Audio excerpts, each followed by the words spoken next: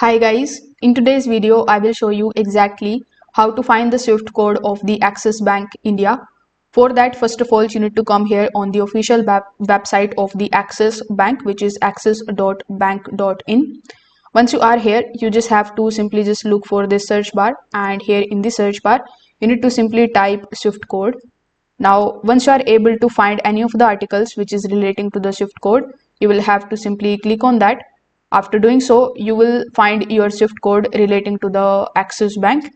If this method doesn't work for you, what you can do is you can just simply just scroll down a bit in the bottom, then click on the option of contact us. You will be shown of the all of the numbers on which you can basically contact to their customer support team.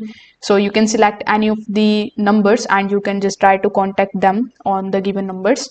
After that, you can just ask them for the SWIFT code as per your own branch. There is another method too. You will have to come here on bank.codes, which is powered by Wise. Over here, first of all, select your country, which in our case is India. Then simply select your bank, which in our case is Axis Bank Limited. After that, simply select your city.